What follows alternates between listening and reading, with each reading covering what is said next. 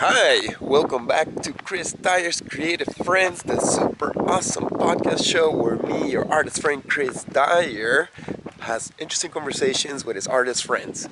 So these days I'm on a little trip to the island of Kauai in Hawaii, and out here I've met this nice artist called Isabel Mariposa Galactica.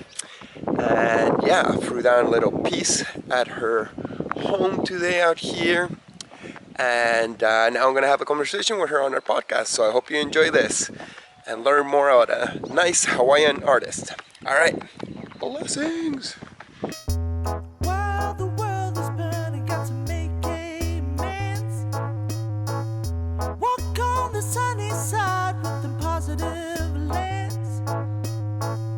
Talks about passion between the women and the men. Chris Dyer and his creative friends.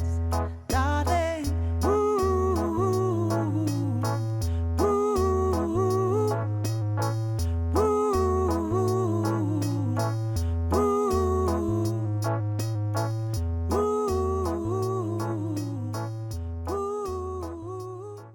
Hey Isabela, thanks for having me over here in your beautiful home in Kauai. Thank you for coming. It's so nice to have you here. Yeah, we're in what neighborhood? Kauai? We're in Kilauea. Kilauea. That's the name of the town. So how long have you been in Kauai and why you love this fucking awesome place? I've been here for about 15 years, and why do I love it? I love it because it's the nature, the colors, the texture of the earth, the mountains, the ocean. I'm a surfer, so the ocean is like a huge part. The waterfalls, the people, there's nothing I don't love. It's just pure love. Mm-hmm. But it's not for everyone, you know. It's not a good place for everyone. Yeah, why? For one, it's getting overpopulated. Like there's not enough infrastructure on the island to handle the amount of people that are here.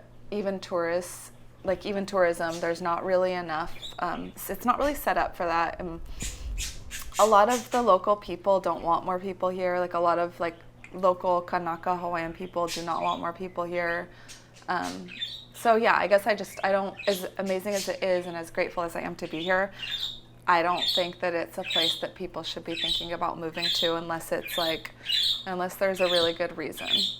All right, thanks for discouraging me. I'm falling in love too quick with this place. Well, you're different. Oh, you're okay. You can come. Oh, thank you. Talking about everyone else listening. No, I'm just kidding. About everybody else.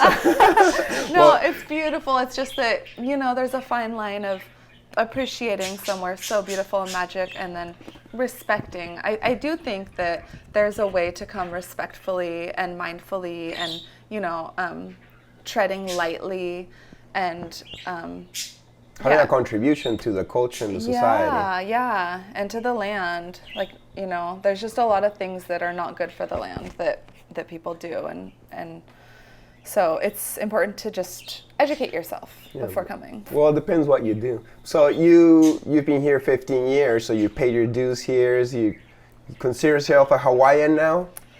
I don't consider myself a Hawaiian. I consider myself a galactic human. Interdimensional. Yes. And where are you from, your human self? Where's your human self from originally before coming here? My human self. Okay, so I was born in California. I moved to Costa Rica when I was a teenager, and then I ended up living in many different countries throughout Latin America. Many different. I spent a lot of time in Uruguay. I've spent a lot of time in Brazil. I've spent a lot of time in Costa Rica. I spent a lot of time in, many different countries throughout Latin America, and then I came here. Mm-hmm. Beautiful. And I guess this is the place that just captured you. Yeah, it did. It's a really good place for me and for my children. Mm-hmm. Beautiful. It's very spiritual, right? Yes, completely. There's so much mysticism, and the spiritual experiences that I experience on a daily basis are definitely really profound. I've been to other islands before, and they're all spiritual and powerful, and they all worked me in different ways. The experience of the last 10 days is being kind of like spiritual, but like gentle, nurturing, like as the grandmother that they say that this island is. Yeah, it can be that way, but she can also be brutal. Oh yeah? Yeah. She'll spank you once in a while. She'll spank you. Uh-huh. Big time. Oh, damn. But if you're like walking righteously, then I feel like things will line up. But if you're like out of alignment and you're not being a good person, then I feel like you can get your ass kicked pretty much. Damn. If that makes any sense. Let's all stay being good people then. Yes. We need to How is it being an artist here? It's really is it like competitive, or is it like difficult because it's so expensive, or is there a scene? Yeah, so I moved here 15 years ago, and then the first 6.5 years I was back and forth a lot between here and Uruguay in South America, and when I officially came back to stay, there was nobody doing visionary art. I guess that's the genre of art that my art would fall into, that category. So yeah, there was nobody doing visionary art. There was nobody doing the style of art that I do. The only people that were doing art here were painting more like waves and tropical scenes, and more like the typical kind of Hawaiian. I don't want to say touristy, because there's a lot of amazing artists who have been around for a long time, but there wasn't people painting like this style of art. In general, there wasn't as many people painting like visionary art, like 15 years ago was like what, early, or even just 10 years ago. It just wasn't really like super a thing. I didn't even know what I was painting, because I was just in my world. So I started doing some art fairs, and then I started getting my art up in galleries, and it just started going amazing. Like, I was selling art. There was a lot of, like Will and Jada Smith started buying my art from a local gallery. And no way. Yeah, and Will Smith's got your art in his house? Jada and Will, yeah. Wow, I think it's in their living room. Cool. I love them. Yeah, so it was just like a lot of, I wasn't really expecting. I was like, when I officially came back here, I was like, how am I going to sell my art? Like, no one's into this kind of art here. What am I going to do? But I was like, well, that's what I do, so I'm going to do it. I'm not going to start painting pineapples and this and that. So nothing against pineapples. But so yeah, it was really magic. And now there's a lot more people painting this kind of genre. When you go to like the little art fairs and stuff, sometimes I feel like, it's interesting, when people... Do you miss the days when you're more unique? Kind of, yeah. Yeah, like sometimes I'll be at an art fair and people will be like, oh, I saw your art at the other stand. And in that, I'm like, that's not mine. And like, that's like so not my art. Right. But yeah, people get inspired, I guess, and they... I can relate, because in Montreal, visionary art is like non-existent. And that's the city I've been living in the last 20 years. But now I just moved to Denver, where visionary art is like this huge thing. And I never really wanted to be like one more of a crowd. I always want to be unique and special, even within a grouping of art. So I can relate to that. But hey, visionary art becoming more of a accepted thing, something that even tourists would buy, is probably a sign of the times that people are evolving a little bit closer to spirituality. Totally. It's very true. And even like more people creating it too is a sign of like the Great Awakening, which I think we're experiencing a Great Awakening in the midst of the darkness. There's like an awakening. I like your positive perspective. We have to. Right. No, we're going to be depressed. But also, by believing in it, we'll manifest and attract and vibrate that to actually happen. So I was hanging out with an artist last night, Max. I can't remember his second name, but he paints beautiful landscapes. Jay, who I'm staying with, has a lot of his paintings on the walls, and he wanted to meet me, and he came. We had great conversations, and he told me, he's very nice and interesting, and he told me that he used to paint more visionary, surreal, psychedelic things, but he had a hard time selling it to tourists. So then he now is leaning more to like landscapes that are still a spiritual expression and very beautiful. But he's trying to find the safety there so he can pay his gallery and his, his living, and hopefully then mix them together. But so that's cool that you didn't have to like compromise your personal unique style, and you still found your crowd. Yeah, I think because it's like so true from my heart that it's not just people in Kauai. I feel like, I sell art online. There's a lot of different, different kind of ways that I'm making a living with my art. But I think it's just so, I really think if we're just like so true to ourselves, and we're not even thinking about money. I know we have to survive. Like, I'm a single mom, that is doing it completely alone. Like, I have to survive too. But I just really believe, like, the more authentic and true we are to our soul, I really truly believe that God or Great Spirit or whatever you want to call it just will support us. And that's my experience, and it's a mystic one. Because I don't even know. I'm like, how am I even doing this? But somehow it's all working out. Right. And it's fun. It's super fun. Beautiful. Does living here in a place where there's so many tourists and wealthy tourists, is that like an advantage to, take, like you gotta take advantage of that chance that you have here?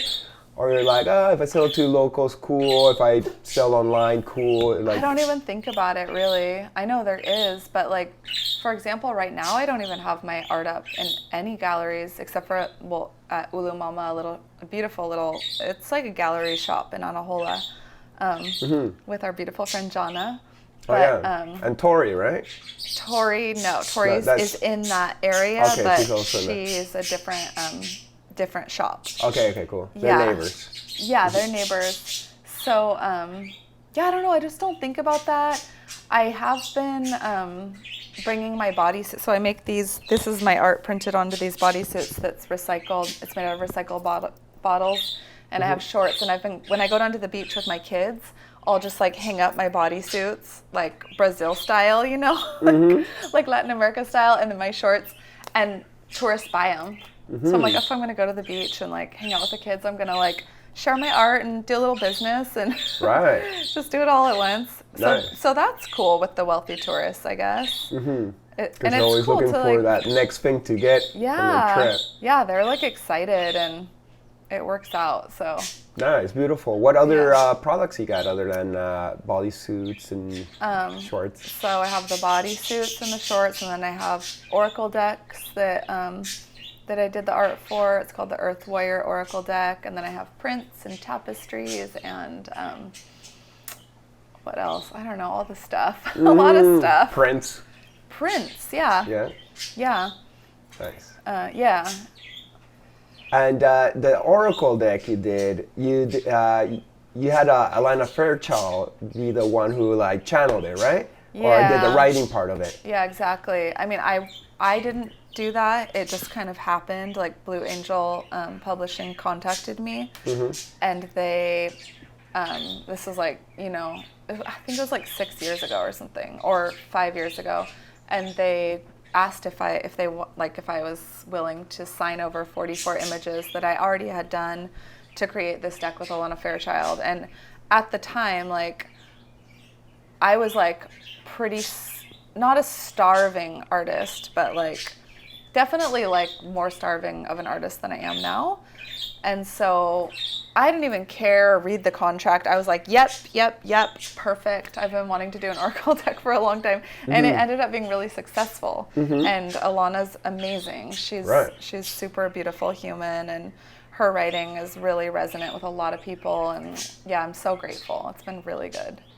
But what's the conclusion to that story? You signed it out quick? Are you disappointed? Did you not get paid enough for how much it blew up? I mean, no. I don't think they'll be watching this. No, I'm actually just really grateful. I mean, some people, when I tell them about like how much money I actually make off of each deck, they're like, people try and tell me that I could get a better deal and this and that. But honestly, I'm grateful. Like, I just kind of followed my intuition and went with it. But I am in the process of writing my own deck right now. So I'm going to probably do it with Blue Angel Publishing. I'm going to, because I have 44 new images. So nice. That's so in the it just works. fell on your lap? They came to you? Oh yeah, completely. That's sick. Everything does. That's the thing. I've hit them up and they don't reply to me. Oh really? I guess I don't I'll know put in because a if good I'm a word for guy you. and decks are more for like females, but I think that oftentimes people who already are in and have the like they're already working with them, like Alana, she had already done many decks with them, and then she saw my art and wanted it. So it's like if an author gets you in, I don't know. I hit her up once. I love her writing. Like my ex-girlfriend at the time had one of the Autumn Sky oracles, and she would read it every night, and I was like, wow, this is like really powerful stuff. Yeah. And so I was like, oh man, I'd love to have like my own thing, but more, not like macho, but maybe on the masculine On a side. I'm not like a masculine. super macho guy Yeah, anyways, but that's a good idea actually. but I think the Oracle deck world could use some divine masculine. yeah, I think it will work out good. So I hit up Alana, and I think she found my art too intense, and she's like, "Oh, it's very interesting. Let's hang out sometime and see what's the vibe." And then I've never got to meet her in person, but She's in Australia. oh yeah, very And cool. she's very busy doing, I think she has like a lot of decks she's doing right now. I think she's like backed up, so Right. I wouldn't take it personal. I want to do one now with my friend Judea, who's a psychic and who's super wise. She lives here in Kauai too. But I want to do it with a publisher, like whenever I put a book out or a product, I want it to be backed by an entity that will distribute it properly. Yes. Because if not, I'll just sell it to my fans, and then that's the end of the story. Yeah, exactly. Your art probably reached a whole new demographic for it, right? It did, yeah. And then that opens up more doors, because people will see the deck and then they'll contact you. And Plus, it's like a stamp of approval from like the system that they've invested into you, and it's like, we believe in her, so then other people are like, well, I will too. I never thought of it like that, but that's true. Not that we need this approval from Babylon system, but still it helps, and art is a career, It is, and I think honestly we kind of need like everything we can get when it comes to like as artists, because making a living as an artist I think it's like one of the known hardest things to make a living doing. I was reading articles about that once, not to sound discouraging because it's totally possible, but yeah, like we need to be supported, so. Right, because we got to play all the roles: the painter, the communicator, the booking agent, the researcher. You got to be charismatic and look not bad, and etc. You're performing all the time almost. Yeah, exactly. Yeah, there's a lot. It's a lot. I know it's a lot of hats to wear. Yeah, totally. Well, congrats on succeeding and making it happen all these years. Thank you. That's good. So you were telling me that you've traveled around Latin America, hablas español muy bien, ¿no? Gracias, sí. Deberíamos hacer el resto de la entrevista en español. Podríamos, Sí. podría intentar, sí. Sí, y nadie nos entendería. Sorry. Ah, es verdad. I'm just joking. So why you like Latin America? What's out there in Spanish-speaking countries that interest you? I mean, the world interests me, really. I really am interested in the whole planet and beyond.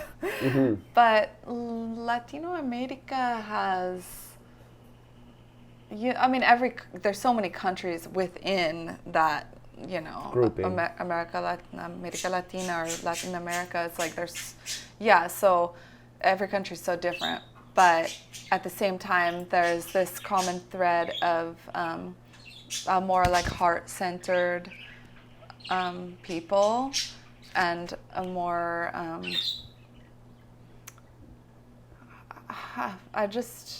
it's hard to explain, but I do think that it's like the heart, the color, the colors, the music.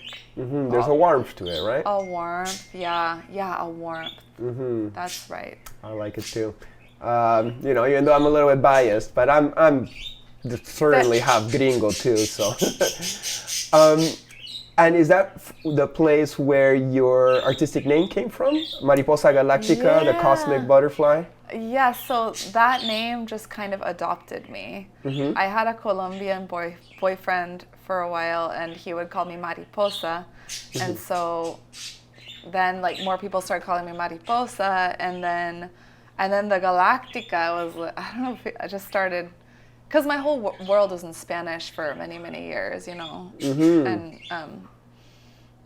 so yeah, that name just adopted me. I didn't it wasn't like one of those things like I'm gonna be Isabel Mariposa Galactica. It just kind of came without trying. Nice. I would have imagined it would have come through like medicine work. Yeah, it didn't. It just came through life. Have you done medicine work? I've actually not. Oh yeah? Really? You've not done psychedelics with this art? I mean, no, that's not where it comes from. I've eaten mushrooms, and but I tread really lightly in the world of psychedelics because my brain chemistry is really, really sensitive, and I've gone through like many phases in my life actually where like I used to smoke a lot of ganja, for example, and that I don't anymore because I got malaria and dengue at the same time while I was living in Guatemala. You can get them both at the same time? It's not common. Oh my God, that must have been so terrible. It was really terrible, and I also had a lot of amoebas and parasites at the time. I was living in Guatemala for a whole year, and it was like the last month that I was there. I was working, doing art with the community and teaching art in the schools and doing murals and doing different things, and I was like 22 or 3 or something, and I just I got real sick, and then after that it really like I was pretty much like maybe like floating in between death and the living world for days. Like I was sick for weeks, but and in the hospital and everything, but I really crossed over, and so something happened after that experience where I was always really like deep and sensitive and ultra very, very sensitive, which is a blessing and also a curse, but mostly a blessing now that I've learned how to work with it. But after that experience of being so sick, I could not do any psychedelics or even smoke ganja or anything barely because my whole reality became psychedelic, and it hasn't really ended. But it was really strong, like for a few years after that. Like it's like a Kundalini awakening of sorts? I think it was partly that. I mean, whatever you want to call it, it was not fun. It was not fun because it for was a long ungrounding time. And weird. I felt like I was on mushrooms every day for like years. Wow. It was very hard to function. Right. Now I feel really amazing and really connected to the universe and the world and myself, and I feel like really aligned and well, and also really life is so mystic and psychedelic, and I've learned how to manage that energy. I have bad days too. Right. But in general, I'm doing good. Nice. Like I feel good. I feel grateful to like be feeling really good. Thank you for sharing this vulnerable story, but I can relate to you. Like I got zero psychic abilities or visions, ironically enough, but I also I put psychedelics and weed and everything to the side for many years because I also got sensitive chemistry, and I have an uncle on my dad's side who went crazy on acid, and my grandfather's schizophrenic. So I don't want to push my limits. I'm super respectful, Now with Aya, it's been a little bit more like, it's strong, but I'm in her hands. She wouldn't hurt me. And that's kind of like give me a little bit more confidence to like see and feel. But if you already got the powers and the sensibilities, the ability to hear your guides, that's a blessing, and you don't really have to like, shock your nervous system if it's too much. Yeah. So tell me about your abilities, like how do you see people's auras, or do you hear like voices in your ear from like your guide group, or how does the world look once you break a little bit past the veil? I guess you're telling us in your art, but yeah, so a lot of it comes out in my art, but it's not really so much like voices or I do get like visuals sometimes, but that's more like when I'm laying in my bed and I'm just laying down. Usually if I'm just like, in the daytime, I don't get these like crazy visuals. It's more just, how can I describe? It's more just being like really, really connected, I think, to my intuition. So it's like really, really being connected to this like, to like this unseen guidance and forces and things like that, and really feeling like one with nature, but not necessarily like hearing voices and like seeing things unless I'm laying down with my eyes closed. And then I can get really, really like pretty wild journeys, psychedelic visions, and fun. Yeah. Sometimes, I guess. Yeah, no, that's not like all the time. Right. Yeah. Wow. I myself, when I say like hearing voices, I'm trying to hear, there's many voices in my head. Like there's my mind, and I would like to believe that Aya lives in me, and she's also trying to, and I got other guides, and they're like, Chris, please don't do this, that's not good for you. Like, like the classic angel and devil on my shoulder. Yes. And I'm just trying to learn how to decipher, okay, what is my spiritual voice and what is my ego, mundane, self-defense voice. Totally. And which one do I let them run the show? Yeah. So I'm just learning very basics. But, I think you're doing a good I envy job. people like you and most of my friends who have all these abilities to see past the world of the physical. I'm totally a student of life as well. Like I have so much room to grow and learn more, but yeah, I guess I have done a lot of work to kind of like rein in and use that sensitivity, but there's still like, so much more to learn and totally. And better, and if no, it wouldn't be fun. I think silence, I think silence, like, just getting into nature and getting silent, or sometimes with music too, and just like moving the body and like walking. For me, sometimes just walking in nature, I'll start to get like downloads and hits about different things. And then also just creating art, like in the process of a painting, like I can just feel this like energy moving through me that's like, it's like I'll get the goosebumps everywhere, and I know that I'm not alone. Like I know there's ancestors and spirits and just like this direct connection with God.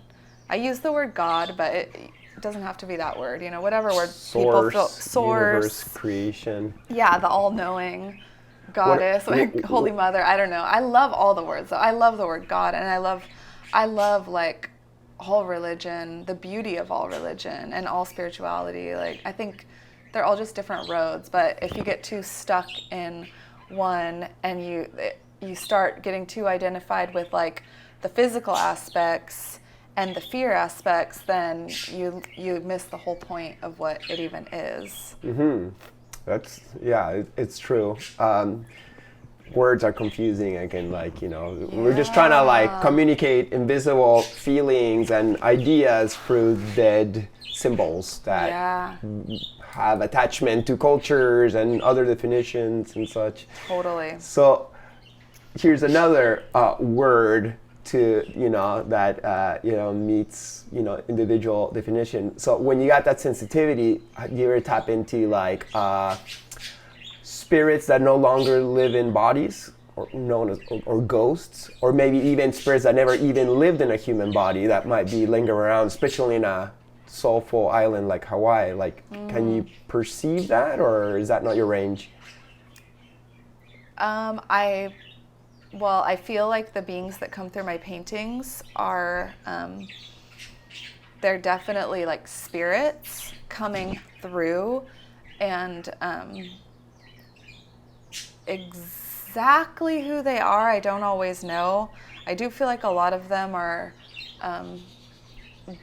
these days, like in my more recent times, like they're more of these like almost like light beings or teachers, or I've had people tell me part of like the 7 flames, or I don't know a lot about all this stuff, but this is what people tell me, so I'm like, oh yeah, and I can feel that these, whatever the label you want to give it, it's like teachers of love, that's what they're coming through. But when I was living in Guatemala, I got real sick there and everything, and I was living a lot with Mayan, like the Mayan culture, and then also Garifunas, which are, I was on the Caribbean coast of Guatemala, so the Garifunas are the people that were the slaves brought from Africa, the black people, okay.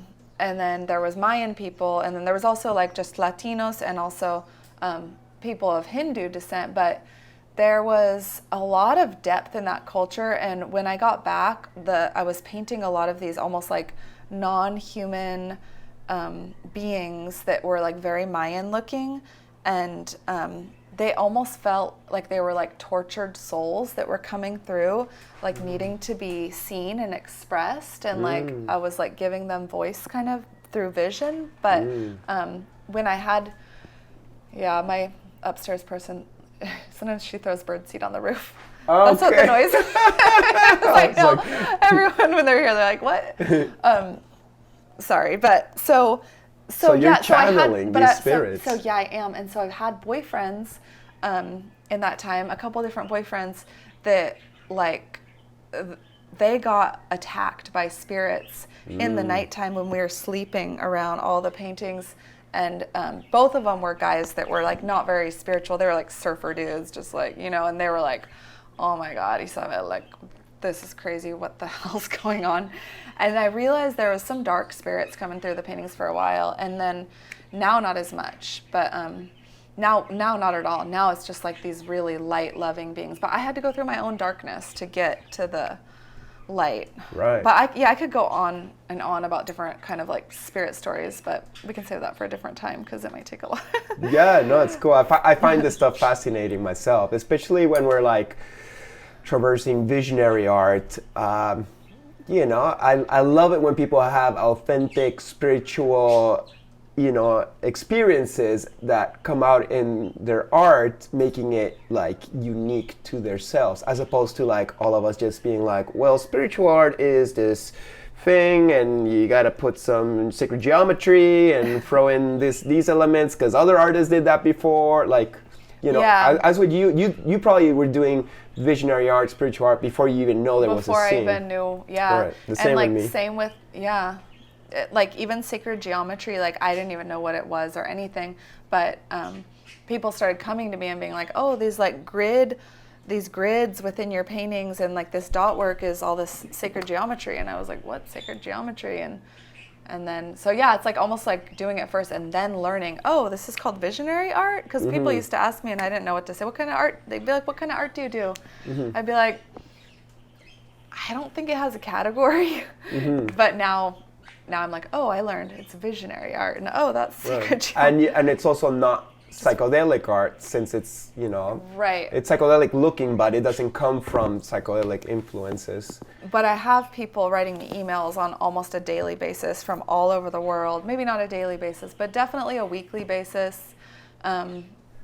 Sometimes more. People from all over the world just like writing me emails or messages or through DMs on Instagram or different ways of contacting me, explaining that they saw the things that I'm painting in their ayahuasca experiences and their medicine ceremonies. And I've never even sat in a medicine ceremony because I have to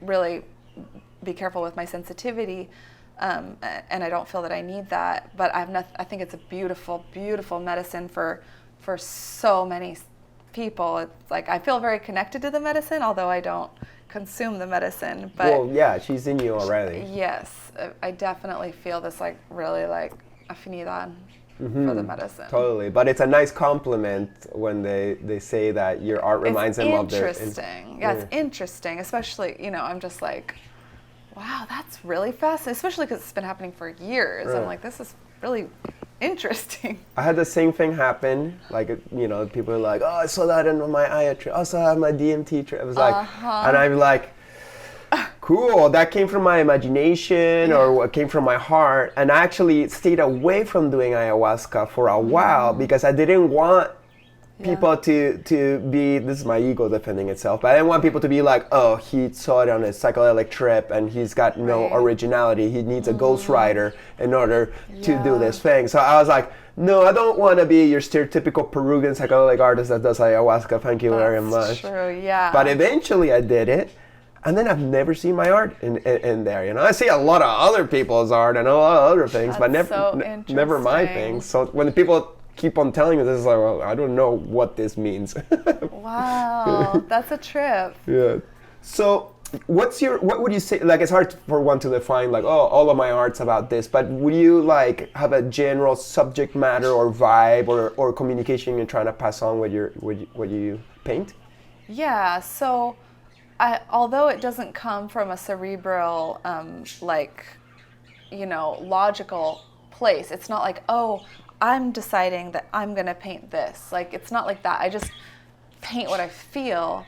But when I step back and look at it all, it seems to be like feminine energy, a lot of feminine energy.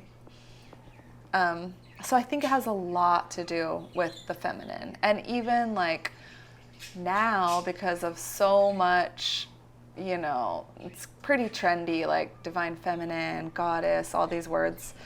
I'm like hesitant to say those words kind of, but I really feel like it truly is, it has a lot to do with like the goddess, the divine feminine energy and nature.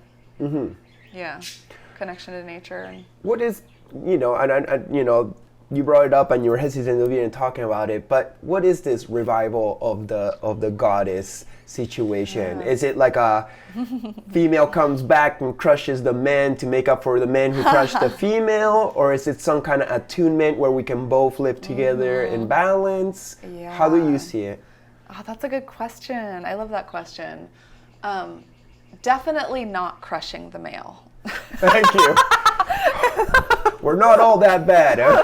I know. It's not about crushing the male. It's not about dominating. It's about, I feel like it's just about finding balance and about respecting the feminine that, you know, for a long time has been very repressed. And I know that men too have a lot of feelings of inequality as well. And, you know, I've had a lot of boyfriends and they all tell me, all of the men have something to say about how hard it is to be a man. So I've never been a man. I don't know what it's like to be a man. I think it might be hard to be a human, you know, whether you're a man or a woman. Human experience is a tricky one, yeah. I know that the men have a lot of pressures, and I know that women do as well. And I just feel like women have been giving away their power for a long time, and it's been out of balance. And so I think that, yeah, just finding the balance again, and women stepping back into their power, which I think will create more harmony. And it's also about like the Mother Earth, like how we've been living is not respecting the biggest mother of all, the greatest mother of all, which is the Mother Earth. So just about like, you know, finding respect again and it's women too. It's all of us, just finding that respect and that harmony and living in ways that are more sustainable. Right, finding balance, equality, respect for one another, but also inside ourselves and our own combinations of how much male or female we have in ourselves, and be okay with whatever came to you. Yes, totally. Totally. Well, I hope that, we'll take more steps towards a more balanced world. Are you optimistic about planet Earth and its struggles we're going through right now and where we're going towards? What does your intuition tell you about what is there to come? Well, I just got the chills all over me.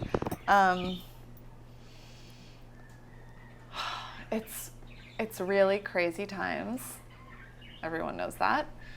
I don't really think too far into the future. I just focus on the moment, and I think if we live in the moment and it sounds cliche, but if we live with love in each moment and we try to like just be mindful in each moment, I think that that's beautiful, and we can be joyful. And I know that there's so much pain, and so many people I know right now are talking about how hard it is right now, how hard of times we're in, how confusing and hard it all is. And so I have a lot of compassion, and I know what's happening. All these crazy things are happening to the planet, and there's so much craziness, but that's why it's like not to spiritually bypass it all, because do our part in what we can, but not be in a state of anxiety and fear. I think that just really just being in the love and just living each moment really presently. Beautiful. That's very wise of you. What about how you see the direction of your own life and career? Like, have you found satisfaction and total contentment in the never-ending now of this moment, or do you have a couple of things on your to-do list that you'd like to accomplish in this present journey? I have a lot on my to-do list. Like, I have tons of things on my to-do list. Like, I feel really excited and inspired. Like, I have so many ideas, and then at the same time, I have so many mundane things on my to-do list, being a single mom. But I also feel like really content. Like, really content. So I don't want to die anytime soon. But if I died today, I wouldn't be regretting anything. Mm-hmm. I feel like I take every opportunity that comes, and I feel like I found so much love, and I have so much love in my life, and I just try to create as much art as I can, because I feel like that's a big part of my purpose. But yeah, I feel good. Nice, great. Yeah. That's awesome. Yeah. Can I ask you, what's one of those, I don't know, mundane or non-mundane things you like to achieve? Like a beach you like to surf, or a painting you've had on your mind for a while, or? I like to surf every day. There's, places I'd like to travel more. Like, I want to go everywhere. And at the same time, like, I don't have to go anywhere. I want to go everywhere, but I'm not, like, really attached to that. Well, when you live in a place like this, you go other places like, this is cool, but back home's sick, It's a good place to come home to. I definitely saw the movie Aladdin the other day, like the new version of Aladdin. Okay, yeah. And I don't know if that was a made-up set that Disney made, or if that's a real place, but I want to go there. That's Where like does my that new goal. happen? Morocco? I was asking my friend who's Lebanese. She's this amazing woman who I body painted the other day, Christina. I was asking her, I'm like, where can I go that's like Aladdin? Is Lebanon like is it like Aladdin? And she said, she gave me a few ideas that are more like Aladdin-ish. I think one of them was Dubai, but Dubai is all fake. It's not real nature, so that doesn't look very I old want to be school. like in like the real Aladdin. Though I'd love to go to Dubai too, just because it's interesting. Yeah, because why not? But maybe like just like somewhere in like Saudi Arabia. Yeah. Beautiful. And you were just saying that you body paint. So you body paint and you tattoo, right? I do hand poke tattoos. Yeah. Body painting is not something I do a lot, but I was contacted to do this body painting on this beautiful woman who's now my friend. I didn't really know her before we started talking about the body painting, but so yeah, that was a new experience. And you know, as an artist, I don't know if you're like this, but I'm really hard on myself. And like, even if I do my best I can and like put all my love and time and energy into it, I still am like, is it good enough? Like, I feel like I'm like a critic to myself a little bit. So I'm like, especially with the body painting. Yeah, it's good. You want I to mean, push yourself hard, you know? Because everybody else will be like, oh, it's amazing.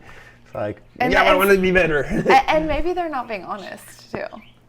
Perhaps, or maybe their eye is not as refined as an artist's eye. Exactly. You know, that's where going to a workshop where a teacher who will be kind of ruthless will actually break it down and be like, well, you could work on this and that. And you're like, motherfucker, but that's good, you know, like feedback, you know, it's appreciated. So true.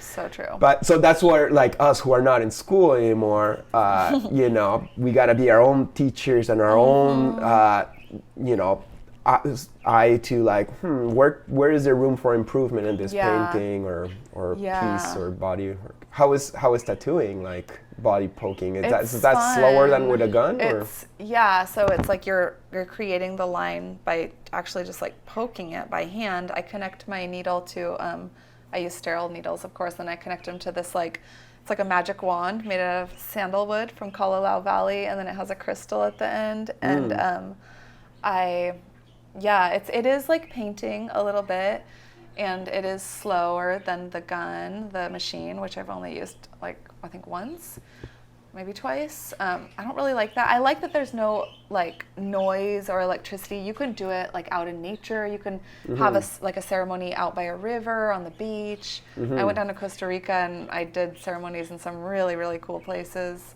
Nice. Yeah. So it's really fun, and it's really beautiful connecting with people, you know? That's so cool. Yeah, I haven't gotten into that yet. And I don't think I want to be a tattooer, but, I like to get them. I didn't see many tattoos. You would be good at it because I don't have a lot, but because your lines are really, you have really clean lines. Oh, with your style of painting, I think you would be really good. Right, the graphicness of it. Tattooing, yeah, because, it's about lines. Totally. Wow. Yeah. I hope it's an enjoyable experience to you. You have to keep your hand really. So we're coming closer to the end of our show, and usually I like to ask if you got some final words of wisdom or some thoughts you'd like to share with us about anything at all. Thank you. That's a good question. I guess, what can I share? Just to have faith. If I have just a medicine in the form of words to give, I would say have faith. That's all I have to say. Just have faith. In something. In whatever it is that you want to believe in, have faith. Choose faith over doubt. Totally. Nice. Yeah. To have confidence that, in whatever you want to give confidence. In whatever, in your God or in your path and your artistry. Whatever, struggles anyone might be going through, whether it's a painter's or writer's block, or whether it's having an illness, or whether it's the state of the world, or whether it's, whatever it is. I think just having faith is really big. It's really, really big. As in beliefs? Believing in the power of yourself. Yeah, believing in yourself. That's an important one, because if you don't believe in yourself, what else are you going to believe in? Yeah, you have to. It's got to start inside and then radiate out. So Nice. true. Well, thanks for sharing your wisdom, and thanks for having me over your house, and thanks for letting me paint the front of your house. Oh, I'm so honored. That's so beautiful. That was fun. Thank you so much. Yeah, no problem. So epic. And I left the cans in the garage so you can play with some spray paint too and see. I'm so excited about that. Yeah, totally. Yeah, Well, you just made Kilauea town even more beautiful. Well, hopefully it's not my So- last time here, and I can keep on Yeah. sharing my colors and such. So Yay. thanks once again for doing this talk with me, making some space in your busy life, and happy to be your friend now. Thank you. Yo. So good. Well, And hello. thanks you guys for tuning in back to Chris Dyer's Creative Friends. Please make sure to like and comment and subscribe and share so more people can enjoy this beautiful conversation. And I'll see you next time. Blessings! Woo! Next episode, my guest will be Amanda Sage. I want people to be their true selves. And how do you find that? I mean, even in painting or in making art, when you're in the beginning, you got to try a lot of things out, right? It's okay to do that too, you know? But then what is really like your calling? What is what you need? And I think a lot of people are afraid to be that, are afraid to really like share that because they've been imposed their whole lives. They've been conditioned to be something else, to believe they have to be something else, to be loved, to be celebrated, to be successful. You know, it's really confusing. So please make sure to subscribe, like, comment, and share. Big thanks, and see you next episode. Peace.